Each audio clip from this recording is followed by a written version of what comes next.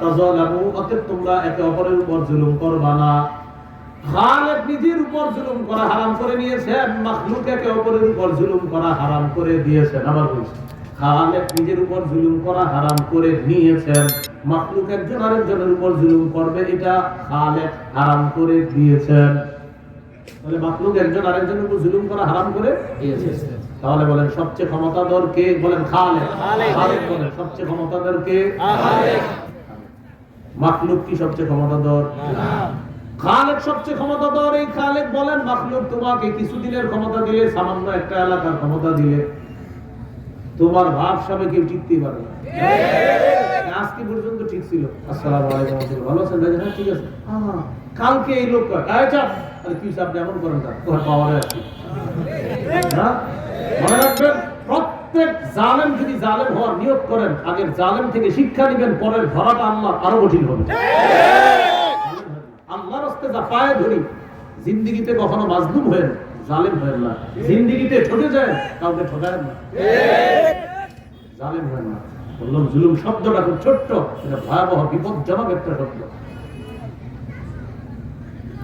এইবার আল্লাহ তাআলা বলেন, কুল্লুকুম দাল্লুন ইল্লা মান হাদাইতুহু, তোমরা সবাই পথভ্রষ্ট আমি যদি হেদায়েত না দিই। ফাস্তাহদুনি আহদিকুম, আমার কাছে হেদায়েত চাও, আমি হেদায়েত দিই। ইয়া ইবাদি কুল্লুকুম জাইউন ইল্লা মান আত'আমতুহু, হে আমার বান্দারা তোমরা সবাই ক্ষুধার্ত, আমি যদি না খাওয়াই। ঠিক তো? খাওয়াই কে? আল্লাহ। ফাস্তাত'ইমুনি উত'ইমকুম, আমার কাছে খাবার চাও, আমি খাবার খাওয়াই। ইয়া ইবাদি কুল্লুকুম আন ইল্লা মান কাসাউতুহু, হে আমার বান্দারা তোমরা সবাই বিবস্ত্র উলঙ্গ, আমি যদি পোশাক না পরাই। ফাস্তাকসুনি আকসুকুম, আমার কাছে পোশাক চাও, আমি তোমাদেরকে পোশাক দেই।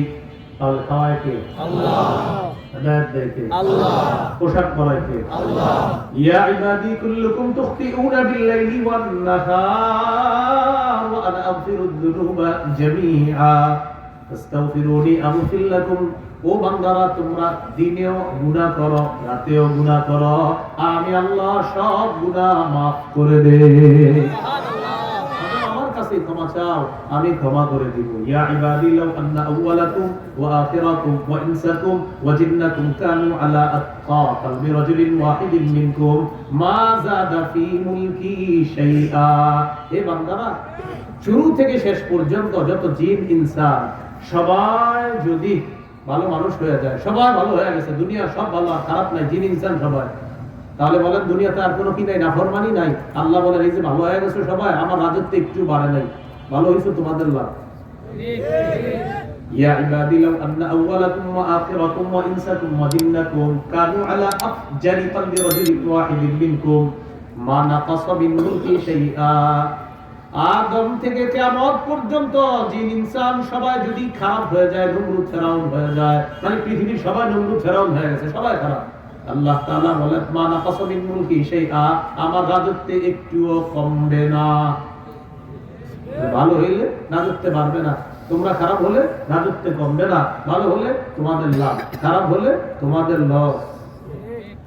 এরপর আল্লাহ বলেন ইয়া ইবাদি লাউ আন্না আউওয়ালাকুম ওয়া আখিরাকুম ওয়া ইনসাকুম ওয়া জিন্নাকুম কামু ফি সাঈদিন ওয়াহিদ ফাসালুনি ফাআতাইতু কুল্লা ইনসানিন মাসআলা মা নাকাসা মিম্মা লি মিম্মা ইনদি ইল্লা কামা ইয়ানকুসুল মিখইয়াতু ইযা উদখিলাল বাহরা, আদম থেকে কিয়ামত পর্যন্ত যত মানুষ এসেছে, আসতেছে, আসবে, সবাই জিন ইনসান একটা মাঠের মধ্যে দাঁড়িয়ে গেলা, দাঁড়ানোর পর আমার কাছে তোমরা প্রার্থনা করলা, একই সময় চাইলা, কেউ গাড়ি বাড়ি এইভাবে চাইলা তোমরা, আমি আল্লাহ একই মুহূর্তে একই সময় সবার চাহিদা পূরণ করতে সক্ষম।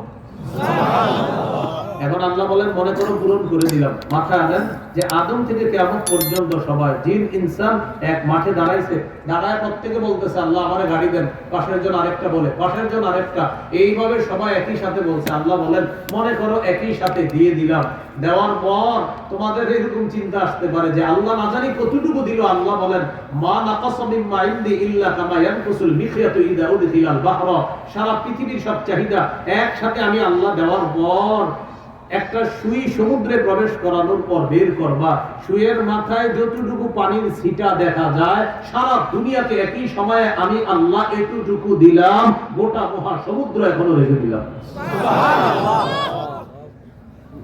আল্লাহ বলেন আমার এত ক্ষমতা, আমি নিজের উপর জুলুম করা হারাম করে নিয়েছি, তোমাদেরকে সাময়িক ক্ষমতা দেই, তাই তোমরা কারো উপরে জুলুম করবা না, এটা আমি আল্লাহ হারাম করে দিয়েছি। তাহলে কি শিখলাম ভাই? ক্ষমতা পাইলে শুকরিয়া আদায় করা, জালেম না হওয়া। কোন নেতৃত্ব দায়িত্ব পাইলে শুকরিয়া আদায় করা, কি না হওয়া? জালেম না হওয়া। এগুলো 1 নাম্বার কথা। 7 কথা 2 নাম্বার, সূরা নাহলের 90 নম্বর আয়াত। 3টা আদেশ করছে আল্লাহ, 3টা নিষেধ করছে। 3 নিষেধের মধ্যে একটা হলো জুলুম করা নিষেধ। আল্লাহ তাআলা বলেন ইন্নাল্লাহা ইয়া'মুরু বিল আদলি ওয়াল ইহসান ওয়া ইতা'i যিল কুরবা ওয়া ইয়ানহা আনিল ফাহশাই ওয়াল মুনকারি ওয়াল বাগই। প্রদীপ সাহেব দ্বিতীয় খুতবাটা পড়ে, আর একদল জানামাজ জানিয়া পাগলা পানি দিয়ে তখন দৌড় দেয়, জুমার নামাজে যাবে। কেন যাবে? যে হুজুর এখন খুতবা শেষ হবে, তাড়াতাড়ি চল চল চল। এইটা করেন না, খুতবা শুনবেন, ওয়াজিব। খুতবার সময় বন্ধুরা দাঁড়ায় দাঁড়া বাইরে কথা বলে, জানামাজটা রাখে, আর বলে হুজুরই শেষ করছে। ইন্নাল্লাহা ইয়া'মুরু বিল আদলি বললে দৌড় দেয়। আমার এই জায়গায় জুমা পড়তে গেলে কিন্তু এই ভুল করেন না। আমি কিন্তু এটার পরে যে কি করবো আপনি নিজেও জানবেন না। মানে আপনি যে দৌড় দিবেন এই সুরত নাই। আপনি একটু করে দেখবেন আমি বলতেছি, আপনি বলেন কি ঘটনা কি শেষ করে না। আবার মাঝে মাঝে মনে হবে, এই মনে হয় শেষ আর হবে না, দেখবেন হয়ে গেছে। ইন্নাল্লাহা ইয়া'মুরু বিল আদলি বললে একদম দৌড় দেয়। ওইটাই শোনা ওয়াজিব না পুরো খুতবা শোনা ওয়াজিব? বাইরে দাঁড়ায় দাঁড়া গল্প করে, এগুলো করবেন না, না যায় হারাম।